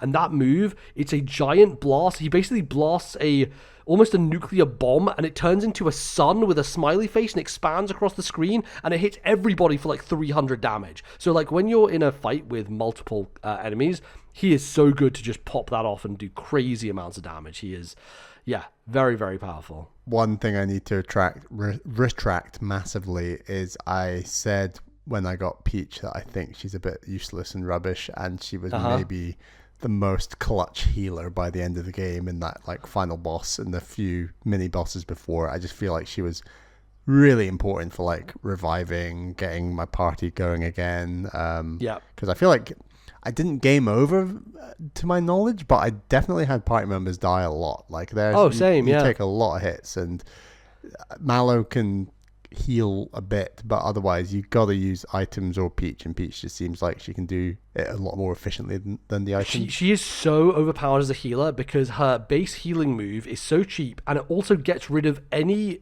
status effects. Yes. So if you're poisoned, it's like, oh, full health, also the poison's gone. It's like, god damn, like this is so like quality of life here. And you can switch in and use the move at the same time, which is also very cool. Right. And un-Pokemon like. Yeah, I was actually swapping in a lot to decide on what super move I was going to use, because I ended up like, the one with Bowser, Mario, and Gino is really good if you're fighting a single boss enemy, because it's the star one that hits multiple times. But if there's only one enemy on the screen, it hits them 5 times in a row. So there were bosses where I was doing 70, 70, 80, 70, 70, and like you're doing almost 400 to 500 damage in one super move, which is a lot more than some of the other ones. I enjoyed some of the other ones from like, Mallow, Bowser, and Mario have like, they go in the clown car and they all fire. That was my main used one. I barely used any of the other ones. I don't think I saw half of them, honestly. I just used like that one, yeah. Really? Yeah. I think I saw them all because one of them was a protection spell that you do with Peach and I think Gino and Mario. Yeah. And then Peach and Mallow and Mario is like a full heal that revives everybody. It's like, come on, I want to hit hard. I don't want to heal. Yeah. I can't remember what the fight was, but there was a much harder fight than the final fight that I had where 3 of my characters had died. And so I brought in Peach and I was able to use that. It's a weird one because you can only use the triple moves if all 3 characters are alive. So what happened was 2 of my benched characters were dead. So Bowser and Gino were dead, but Peach, Mallow, and Mario were alive. So I could use Peach's super move to heal all of us and revive to full health Gino and Bowser, basically. So I fully brought everybody back. So that one was very helpful. There's also the one that is... it's the one where Bowser turns into like a rainbow shell as well. That one is very good. Right. And I can't remember what combo of party members that is, but they all have to have Mario in them, so but yeah, there's some very powerful ones that I enjoyed using and I thought were quite good. We have some questions or some comment from people. I'll bring this one in because we're talking about Mallow. Matria says, I'm really glad I joined and played this. I've played a few too many hardcore JRPGs to really love Mario RPG, but I enjoyed my playthrough and appreciated it from a historical context. I think it was mentioned on the show last time, but I think this is a superb introduction to the genre. Really appreciate the pacing of this game, whereas my favorite Mario RPG, Thousand Year Door, does drag a bit. That's interesting to hear. Final thought is Team Mallow, baby. He's the best boy and should be in Smash. Yes, absolutely. Fully agree with that. Yeah, it's interesting. I mean, this game, I think, holds up quite well from a fun and historical interest standpoint. You know, like, I really enjoyed playing it, but I also think it's so fascinating from that point of view of, like you said, such an odd game, so many weird choices, and the fact that they put it out almost exactly the same without editing any of that stuff, I think is to be, commended, honestly. It's absolutely wild. It's just such a weird game. So strange. Yeah. But yeah, I do think there's definitely comments of that nature from a few people of like, I'm a hardcore JRPG guy, of which we have quite a few people in Discord. And so like, people feeling like, yeah, it's good, but it's like, I want to play, Trails in the Sky the 4th or whatever, which doesn't exist. But it almost feels like a different type of game in my head because it was like 12 hours. Like none of those other games are 12 hours. Like exactly. It just feels the pacing is so very different. Strange. Yeah, for sure. I mean, like other parts of the ending, I think there are some forgettable parts for me. There's the segment where you go to Land's End, which is like kind of a climbing up this cliff face. And then I think the most frustrating part of that is like you go to Monstro Town, you get there, and then the paratroopers, and it's like, where did the paratroopers go? Because I went back to Land's End, I couldn't find them. I had to look up online. Apparently some people had this being bugged in the game as well, but there's a totally different spot you have to go to find the paratroopers and to progress the game. That was the only time I found where I thought it was a little esoteric and didn't quite work. So yeah, that was a little annoying. But yeah, I think Monster Town was curious. I think it's cool to have like a town. I liked, actually, one of the things I thought was very fun is that you go there and one of the Goombas, who is like the head of Bowser's security or whatever, is there, and he's like, oh, sorry, I went like AWOL on you, but I was too scared to fight Smithy, so I just went and started like a shop here instead. So yeah, that was very fun. And I think having Bowser in the party, especially when you're in Bowser's castle and you're fighting some of his like minions, they will run away from the fight because Bowser is there and they're scared of him. So I thought that was a nice touch. Another little nice Bowser touch. Did you get the weapon that Bowser throws Mario at the enemy? I did briefly, but I quickly got one that was better than it and started using that instead. But yeah, it's not great. It definitely doesn't do amazing damage. But here's a really fun thing. So Mario got turned into a scarecrow in one of the fights. And so Bowser couldn't throw him, so he pulls out a toy Mario and throws that instead. Oh, that's fun. That's fun. And I'm like, it's great that they had this contingency, that they thought about things like that. I think those little moments are really great. There was a video that someone sent on the Discord that I watched that was, here's like 22 of the best secrets in Mario RPG. Really recommend you watch that because there are so many things that we completely missed in this game that are very fun Easter eggs or nods or things that you wouldn't know how to do. I did spot an R-wing next to a couple of F-Zero cars. Did you see that? Yeah. Yes, I did see that. That was nice. They definitely have those nods in there. But like, apparently Samus and Link are just in the game sleeping at inns at certain points in time. Just like the actual characters, which cool. I didn't realize. And then there's a bunch of other stuff as well. But I definitely recommend, I think it's an IGN video, but I recommend watching that to get a sense of like all the kind of esoteric stuff that's in this game, which feels very 90s in terms of like having a game that has secrets that you'd never figure out unless you had a guide basically to tell you about it, so yeah, very cool that all those are still in here, that they kept them, which I super appreciate. How do you feel about kind of like the final boss, Smithy, and the giant sword you fight? I think it's quite interesting because Bowser is such the typical end boss, and the fact that you have Bowser in your party, it means that they have to do something different, something quite Square Enix, and go for something that feels still, I think Smithy still feels like quite Mario as a character, but ultimately is, very much a new creation for this game. Yeah, I mean, I think hitting the different points on him felt a little bit more Chrono Trigger, I guess. Definitely feels a little bit more Square Enix in there. Having that kind of gimmick to the fight. Yeah, and I think there's only like 2 phases as well, which I think was very generous, and I was totally fine with that.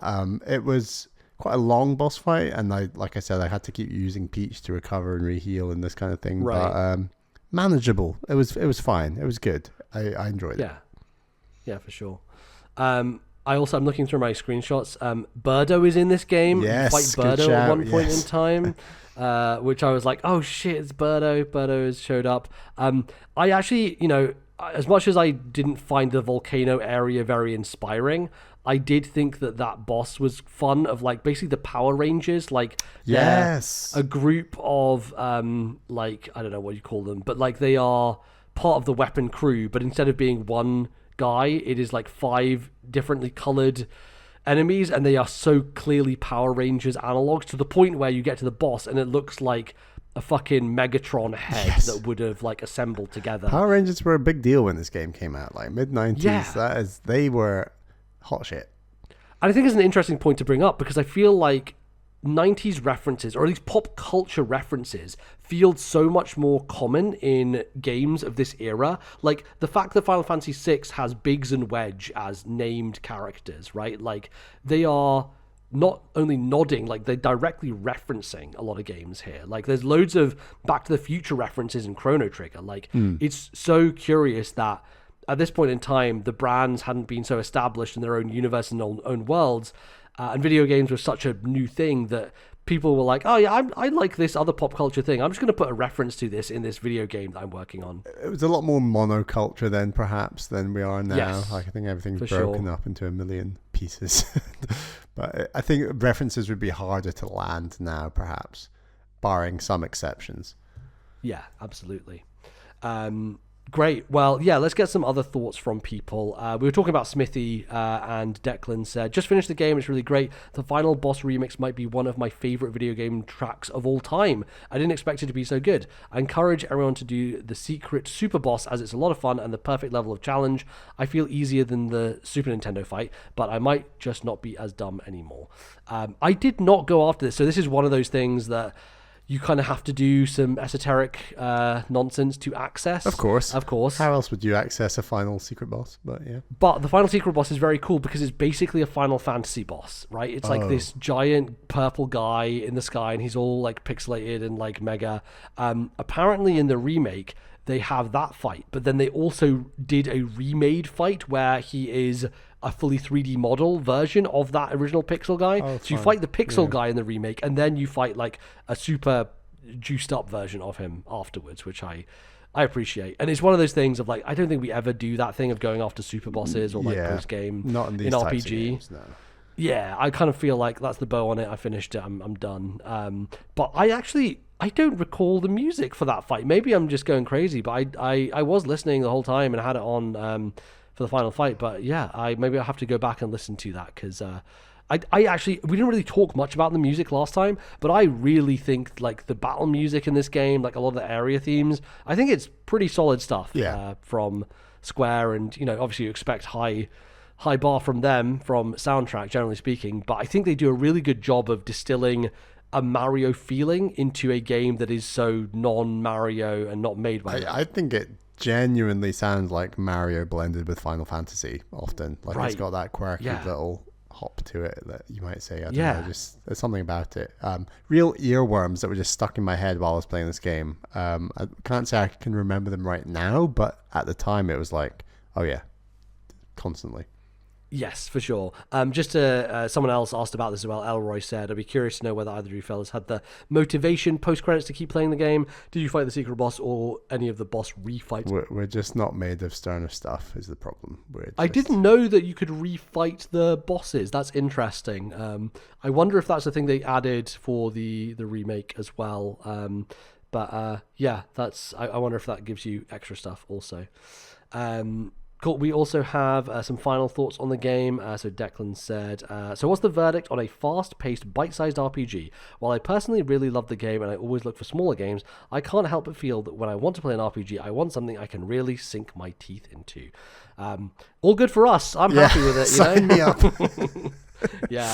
Look, I am the same to some degree. Like, give me a Xenoblade. If that Xenoblade is only 40 hours, I will be a little disappointed, I'm going to be honest, because I think part of the adventure, the journey, the scale of games like that is luxuriating in the characters and having them spend time together and building those relationships and your connection to them. And I think you can only do that in, I don't know, at least 60 hours for an RPG, if you want a full arc that feels satisfying and good. And, obviously all those games are at least 90, but I never feel those are too long just because the pacing is always... It's all to do with pacing, right? To some degree, Mario RPG feels a little longer than a Xenoblade game to me because the pacing is so different, right? And it's like you do a segment and you feel like, okay, I'm done for tonight. And you're like, wow, that was quite a long time. And I look at my watch and I'm like, oh, it's only been 40 minutes? Okay, that felt longer. Exactly. Just because of the way this game is paced. And I think that it goes a long way in terms of how a game feels for me. So. I mean, these characters rarely talk to each other. Like, there's not that. They are talking to people they meet, and that makes sense, but there's not much chat between themselves. And whether it's Final Fantasy VI, Chrono Trigger, Expedition 33, Earthbound, like, so many of them, Xenoblade, like, there's a lot of cutscenes and dialogue that takes place between characters of the party. And, like, I think that's quite an important staple that kind of makes this game feel lighter and shorter, on top of the time element, of course. I thought it was a shame because I was kind of looking out for it, and I was like, I think I said last time, like, I'd really love to see Gino and Bowser have a chat, or, Mallow and Peach, and there's only one time, I think, where Peach and Bowser talk to each other, and I'm like, well, these aren't the people I want to talk to each other. Like, I want to see the weird characters talk to the normal Mario characters and see how they kind of bounce off each other, and the writing is fun and good when it's there, but there's just not enough of it. And I think that is also my critique of the back half of this game. Is like, I think the problem is we came off of Booster's Tower, which I think is probably the peak of this game from a narrative and gameplay standpoint, and like all the variety and like the comedy of it. Like, it's really well done. And I think it just kind of falls a little bit off a cliff after that, and it's not quite as strong all the way to the end. There's fewer longer areas straight after that, honestly. Like, it all becomes a little bit trickier. And the individual fights just take longer. There's more, the enemies get tougher, the fights take longer, and yes, you get more powerful, but maybe not to the point where the fights, get any shorter. They get longer. Yeah, absolutely. We have a question from Tim who says, I've not kept up with the pace and not being in the game, but I have some quick, easy questions. Favorite boss, favorite party member, favorite standard weapon attack, favorite special move. Well, I already mentioned that Gino's probably my favorite party member, and his gun, the timing on it is so satisfying to pull off when you get it right. And I'd say, like, it wasn't his final gun, but it was the gun I had before his final gun that was like very machine gun-esque. That one was my favorite weapon. That's your favorite standard weapon attack. And your favorite special move? I think the star one, Gino, Bowser, and Mario, the star smashing one, because that was very satisfying to pull off. Boss, I have a harder time with. I feel like a lot of the bosses go down too quickly for me to remember them, which is a shame. I think probably it goes back to the arrow guy who turns off the buttons, just because it's such a unique mechanic in the fight.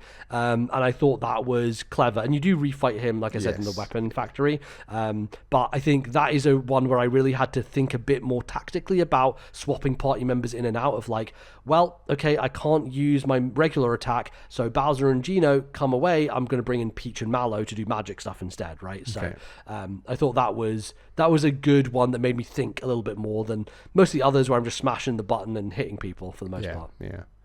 What about you, Bally? My favorite boss, probably that shark guy, mainly for lore reasons. I think he was just fun and quirky.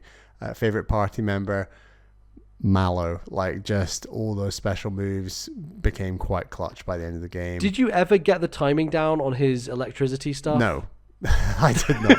I did really it. hard. I did it a few times. I don't think I ever nailed it though. The giant electricity bolt he does is tough, but if you nail it, I think it does quite a good amount of damage. So yeah. My favorite standard weapon attack is Mario's hammer. I just used that constantly. It felt so good. I got that extra special hammer by the end of the game and used it a ton.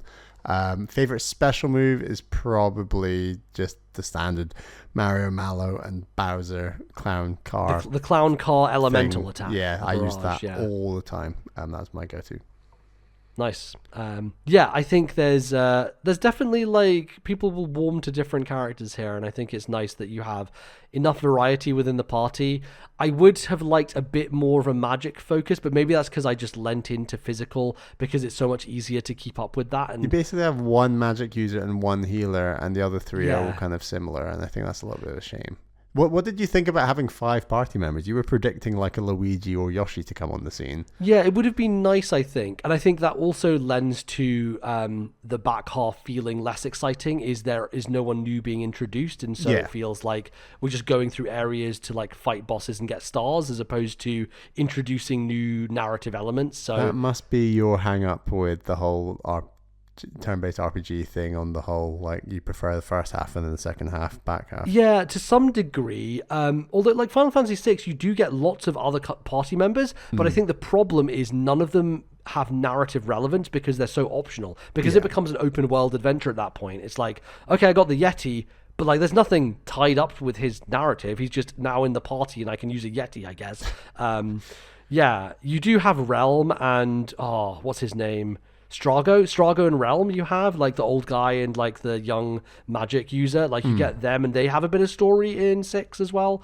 But yeah, I feel like for the most part, if you do get party members in the back half of an RPG, there's not a lot of narrative weight put upon them, so they feel like, you know, trinkets as opposed to people, which, you know, lessens the narrative impact of it. So but, you know, I think a lot of the modern RPGs do a much better job of story being at the forefront and the focus. So, like, sure, I have every Xenoblade party member by hour 20, but everything happening with them and the twists and turns and, like, the character relationships are the things that carry you through in those games. So, yeah. But Sully, I think, has the most important question of our entire Backlog Club, which, of course, is, do you guys prefer big numbers or small numbers in JRPGs?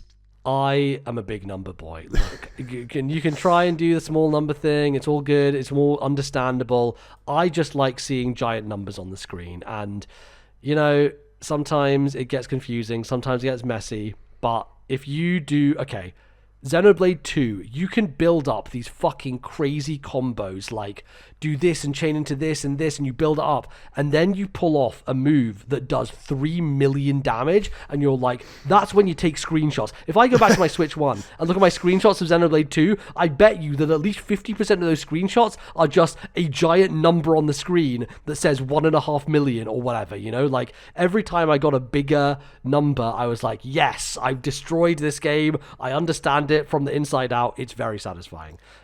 What do you think, Valley? I think smaller numbers are more prone to min-maxing, and as much as I like to min-max a bit, I don't like it becoming like this crucial thing that I'm trying to always do, and therefore I lean more towards larger numbers. I also like the feeling of I did big powerful move, big number went on screen. That just feels good.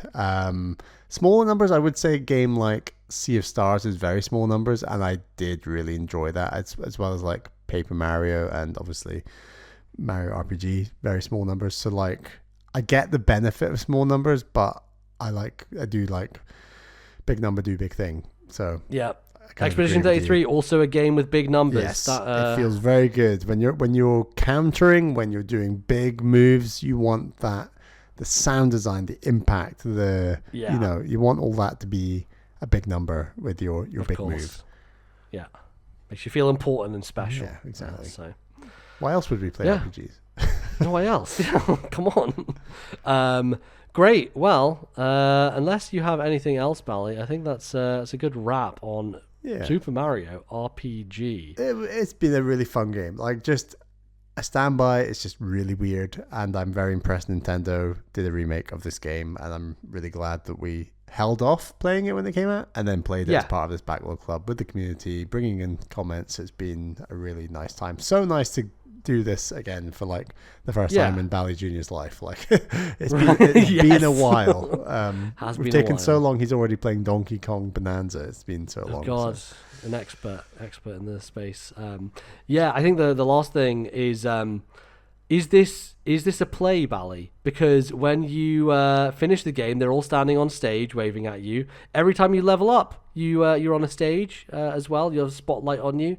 Is this all a grand thing that's been put on in the background, and none of it's real? They're all actors. It's all staged. A bit like Mario Brothers 3. Yeah, this is it's a running theory against the Mario games. I feel like it's like all of them are on stage. Like Mario 3, there's also, I think, Paper Mario and Thousand Year Door also. I mean, Thousand Year Door, you literally fight in front of an audience in every battle, so there's a degree of that. I thought that was fun because I did take a screenshot at the end of all the characters standing together on stage, and I was like, I wonder if that was is this the Square Enix's version of it was all a dream? I'm not sure. I mean, is that where Nintendo are going to move after films? They're going to go for musicals? Like, that would be something. Yeah, that'd be great. I'd love to see it. Give me the Luigi's Mansion musical. Somebody do it. Be great.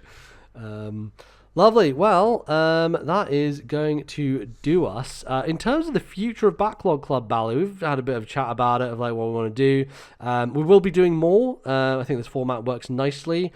I don't know, depends on the length of the game. I think this one, to be honest with everyone, we probably could have done this one in one, but I think it just makes it easier to break it up and pace it with other things we're playing. There might be longer. You got to factor in for Bally time. Like, this game didn't have much Bally time. Sometimes a game just has a lot of Bally time. I don't know. That's true. There's no describing what type of game that is. It just kind of happens out of thin air sometimes, and there's no controlling it.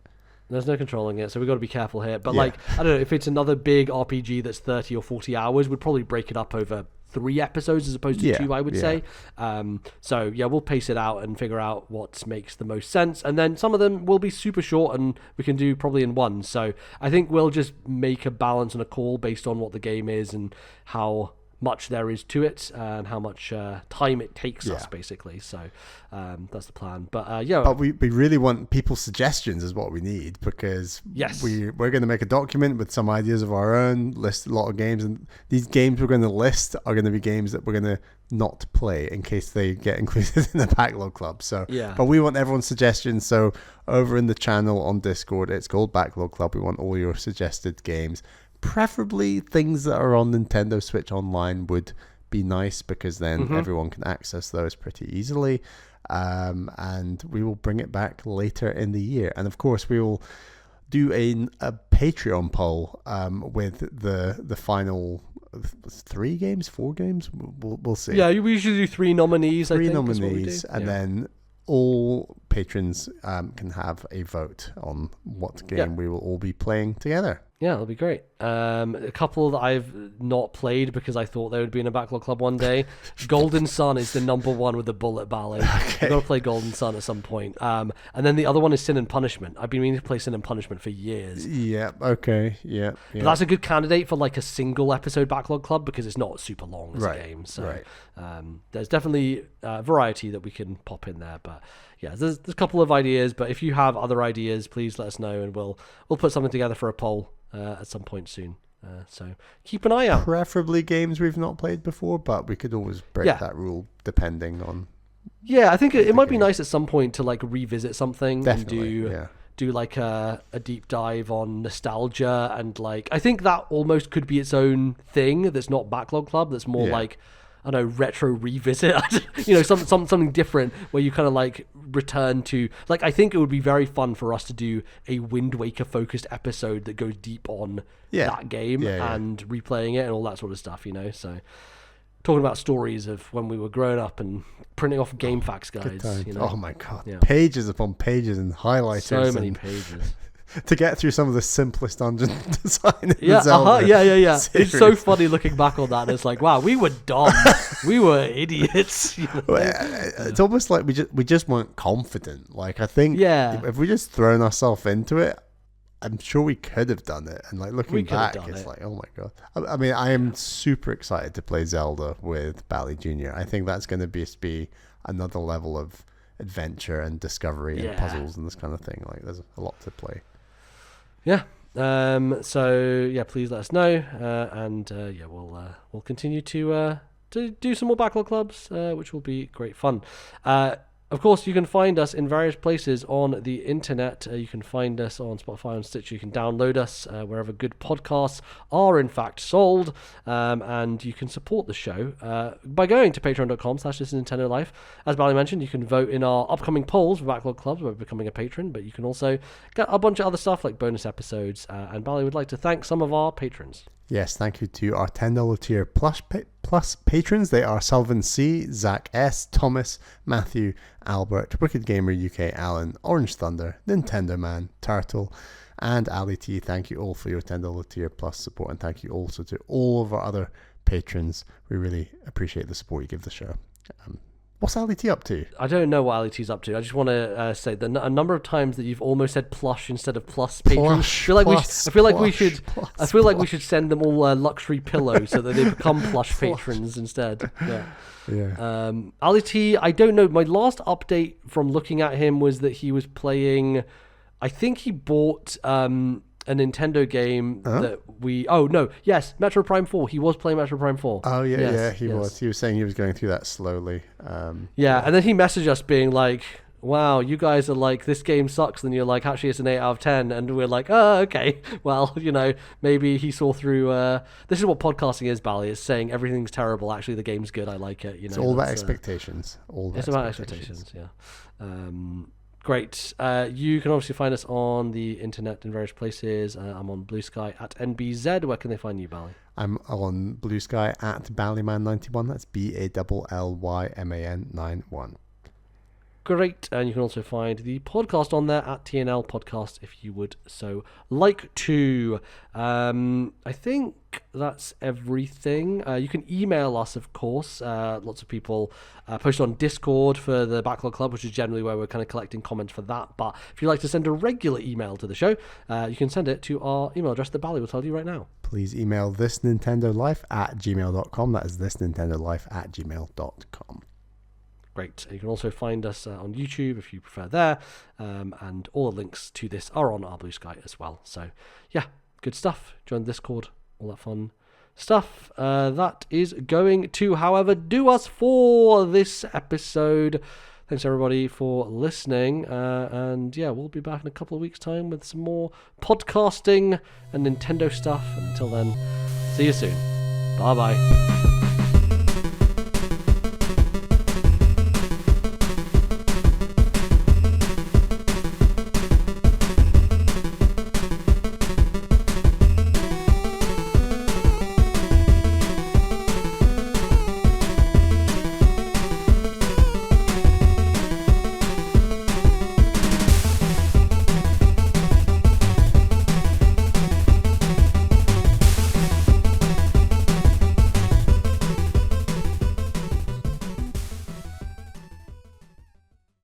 The musical interlude used on today's show was Fight Against Monsters from Super Mario RPG. Copyright Nintendo, 1996.